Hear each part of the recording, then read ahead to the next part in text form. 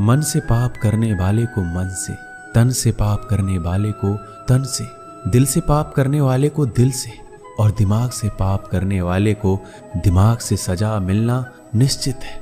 जो मन भगवान में लगा है उसे क्या परवाह की जीवन में क्या मिला और क्या छिन चुका है। भक्ति प्राप्त नहीं की जा सकती, ये तो एक उपहार है। प्रार्थना ईश्वर को नहीं बदलती, लेकिन ये उसे बदल देती है जो प्रार्थना करता है। विचलित मन वाले व्यक्ति को मौत उसी तरह से बहाकर ले जाती है जिस तरह से अचानक आई बाढ़ में गांव के सोते हुए लोग बह जाते हैं। देखते समय देखिए, सुनते समय केवल सुनिए, महसूस करते समय महसूस कीजिए और सोचते समय केवल ये सोचिए, यही वास्तविक कर्म है। आपका काम है अपनी पसंद के काम को खोजना, उसे खोजें और फिर उस काम में खुद को पूरी तरह से लगा दें। यही सफलता का मार्ग है। दुनिया में अधिकांश लोग इसलिए असफल हो जाते हैं क्योंकि विपरीत परिस्थितियां आने पर उनका साहस टूट जाता है और वो भयभीत हो जाते हैं। संसार का नियम है, जिस तरह के विचार हम अस्तित्व को संप्रेषित करते हैं उसी तरह की ऊर्जा अस्तित्व द्वारा हम तक पहुंचती है। ध्यान रहे, विचारों का सकारात्मक होना अनिवार्य है, तभी राह सरल और सुगम होती चली जाएगी। कभी किसी और के लिए जीने का प्रयास मत करो, किसी और की दृष्टि में अच्छा बनने की चेष्टा मत करो। हम अकेले आए हैं, अकेले ही जाएंगे। हम जैसा कर्म करेंगे वैसा ही फल पाएंगे। श्री कृष्ण कहते हैं, जो बीत गया उसे भूल जाओ, जो कर रहे हो उस पर विश्वास रखो, जो होगा उसकी चिंता छोड़ दो। बस तुम्हें मात्र अपने कर्म करने हैं। पुरस्कृत करने का कार्य नियति का है। एक बार भीष्म पितामह ने श्री कृष्ण से पूछा, जल से पतला क्या है, भूमि से भारी कौन है और अग्नि से तेज क्या है, और कौन है जो काजल से काला है।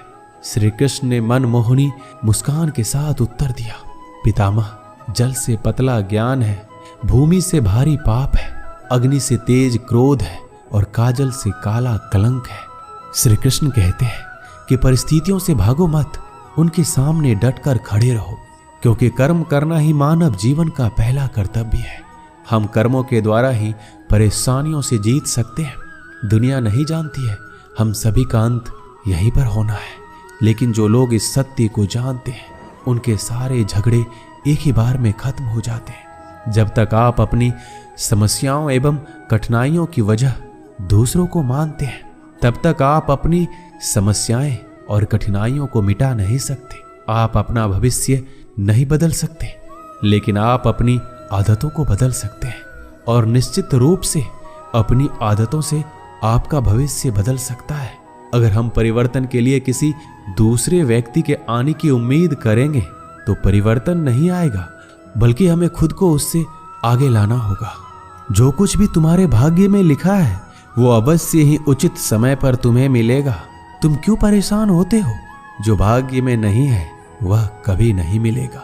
तुम व्यर्थ ही प्रयास कर रहे हो, इसलिए जो मिला है उसे उचित तरीके से बिना फल की कामना किए करो, जन्म सफल होगा। अगर कोई आपका दिल दुखाए तो बुरा मत मानना।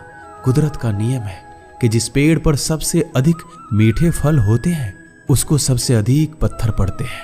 जब टूटने लगे हौसला तो बस ये याद रखना, बिना मेहनत के हासिल तख्तो ताज नहीं होते। ढूंढ लेना अंधेरे में ही मंजिल, क्योंकि जुगनू कभी रोशनी के मोहताज नहीं होती। अगर लोग केवल जरूरत पर ही अपनों को याद करते हैं तो बुरा मत मानिए, बल्कि गर्व कीजिए, क्योंकि मोमबत्ती की याद तभी आती है जब अंधेरा होता है। समय और स्थिति कभी भी बदल सकती है, इसलिए कभी भी किसी का अपमान मत करो। माना कि आप शक्तिशाली हैं, पर समय आपसे भी अधिक शक्तिशाली है। कुछ बनना है तो पानी जैसा बनो, जो अपना रास्ता खुद बनाता है, जो दूसरों का भी रास्ता रोक लेता है। सभी व्यक्तियों को सजा से डर लगता है, सभी मौत से डरते हैं। बाकी लोगों को भी अपने जैसा ही समझें। खुद किसी जीव को ना मारे और दूसरों को भी ऐसा करने से मना करें। हम चाहें तो अपने आत्मविश्वास और मेहनत के बल पर अपना भाग्य खुद लिख सकते हैं। और अगर आपको अपना भाग्य लिखना नहीं आता तो परिस्थितियां हमारे भाग्य लिख देती हैं। हर किसी के अंदर अपनी ताकत और अपनी कमजोरी होती है। मछली जंगल में दौड़ नहीं सकती, और शेर पानी का राजा नहीं बन सकता, इसलिए अहमियत सभी को देनी चाहिए। श्री कृष्ण कहते हैं, कर्म पर तुम्हारा अधिकार है, लेकिन कर्म के फलों में कभी नहीं। इसलिए कर्म को फल के लिए मत करो और ना ही काम करने में तुम्हारी आसक्ति हो। क्रोध से मनुष्य की मति मारी जाती है, जिससे स्मृति भ्रमित हो जाती है। इस स्मृति भ्रमित हो जाने से मनुष्य की बुद्धि नष्ट हो जाती है, और बुद्धि का नाश हो जाने पर मनुष्य खुद अपना ही नाश कर बैठता है। अगर संसार में आए हो तो संघर्ष हमेशा रहेगा। श्री कृष्ण ने हर परिस्थिति को जिया और जीता। समय और जरूरत बदलते ही सबके चेहरे बेनकाब हो जाते हैं। पता नहीं, या तो हम में कुछ कमी आ जाती है या वो अभिनय अच्छा कर लेते हैं। दर्द का एहसास तब होता है जब खुद को ठोकर लगती है, वरना दूसरों का तो सिर्फ लहू ही नजर आता है, दर्द नहीं। लोग कहते हैं जिंदगी मिली है अपने हिसाब से जीने के लिए, लेकिन वही लोग सुबह होते ही किसी और के हिसाब से जीने चले जाते हैं।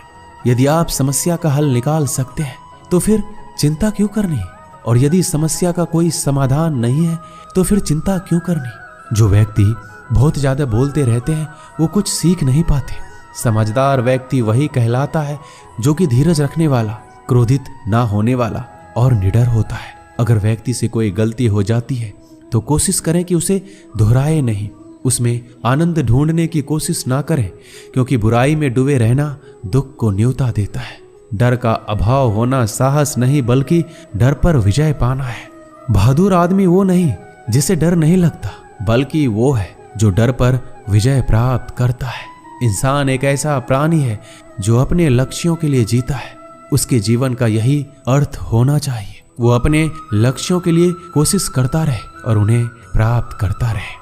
उपवास हमेशा अन्न का ही क्यों, लोभ, लालच, चुगली, काम, क्रोध और गंदे विचारों का भी तो होना चाहिए। जीवन में जो भी करो पूर्ण समर्पण के साथ करो। प्रेम करो तो मीरा की तरह, प्रतीक्षा करो तो सबरी की तरह, भक्ति करो तो हनुमान की तरह, और अगर शिष्य बनो तो अर्जुन की तरह। जीवन में कौन आपसे मिलेगा ये समय तय करेगा। जीवन में आप किससे मिलेंगे ये आपका दिल तय करेगा। लेकिन जीवन में आप किस किस के दिल में बने रहेंगे ये आपका व्यवहार तय करेगा। इंसान को खुद की नजरों में सही होना चाहिए, क्योंकि दुनिया तो भगवान से भी दुखी है। आपके पास जो कुछ भी है उसे बढ़ा चढ़ाकर मत बताइए, ना ही दूसरों से ईर्ष्या कीजिए। जो दूसरों से ईर्ष्या करता है उसका मन कभी शांत नहीं रहता। आप चाहे कितने ही पवित्र शब्द पढ़ लीजिए, कितने भी पवित्र शब्द बोल लीजिए, लेकिन जब तक आप उन्हें अपने जीवन में नहीं उतारते उनका कोई लाभ नहीं है। अगर आपका चित्त शांत है तभी आप इस ब्रह्मांड के प्रवाह को सुन पाएंगे और इसकी तल को महसूस कर पाएंगे। खुशी इसके आगे रहती है और ध्यान इसकी चाबी है। भगवान श्री कृष्ण ने कहा है कि जैसे जैसे कलयुग आएगा इंसान मतलबी होता चला जाएगा। जरूरत के समय आपके पैर पकड़ेगा और जरूरत नहीं रहेगी तो पहचानेगा भी नहीं। संगीत सुनकर ज्ञान नहीं मिलता, मंदिर जाकर भगवान नहीं मिलता। पत्थर तो इसलिए पूजते हैं लोग क्योंकि विश्वास के लायक इंसान नहीं मिलता। श्री कृष्ण कहते हैं जो लोग किसी सच्चे व्यक्ति का दिल तोड़कर किसी तीसरे के पास खुशी ढूंढने जाते हैं वो अक्सर धोखा खाते हैं। मैंने हिसाब में रहने वालों को बेहिसाब होते देखा है। मैंने लोगों को बदलते नहीं बेनकाब होते देखा है। कल रात जिंदगी मेरे सपने में आई थी और कहा कब तक चलेगा किसी और के पीछे, अब खुद के पीछे चलना भी सीख ले।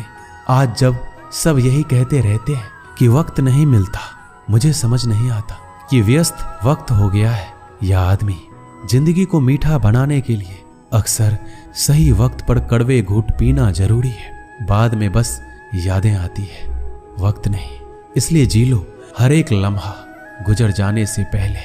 कुछ इस तरह मैंने अपनी जिंदगी आसान बना ली, किसी को माफ कर दिया और किसी से माफी मांग ली। जीवन में सुख दुख आते हैं और चले जाते हैं, लेकिन इसी आने जाने के बीच में कहीं एक ऐसा सुख होता है जो कभी नहीं आता और कोई एक ऐसा दुख होता है जो कभी नहीं जाता।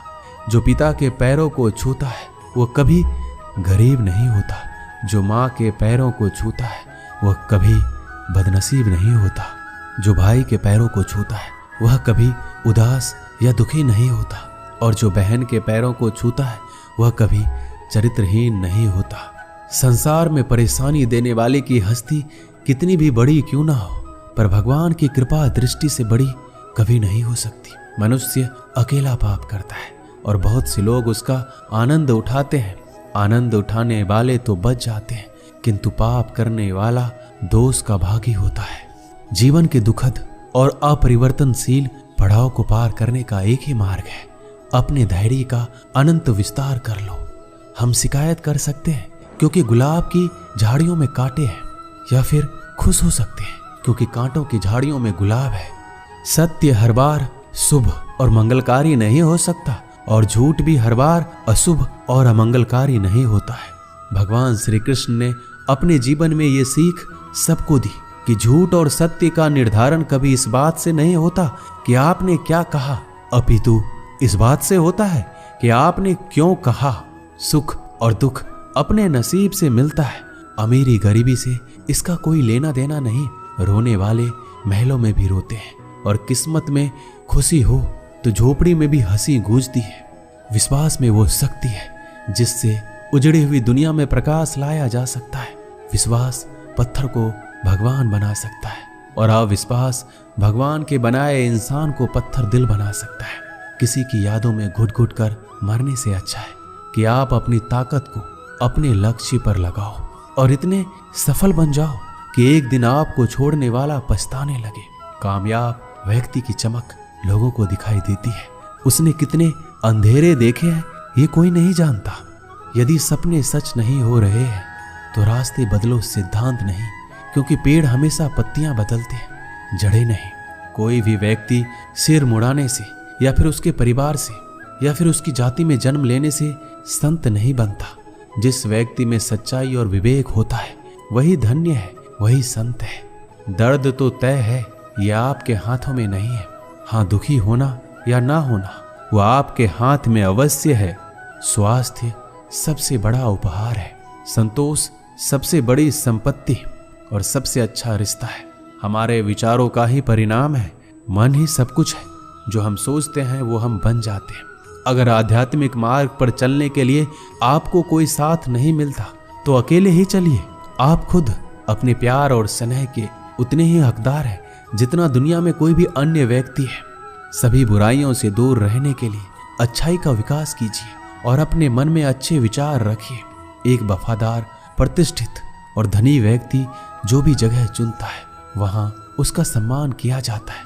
बीता हुआ समय बीत चुका है और भविष्य अभी दूर है। वर्तमान ही वो समय है जिसमें आप जी सकते हैं।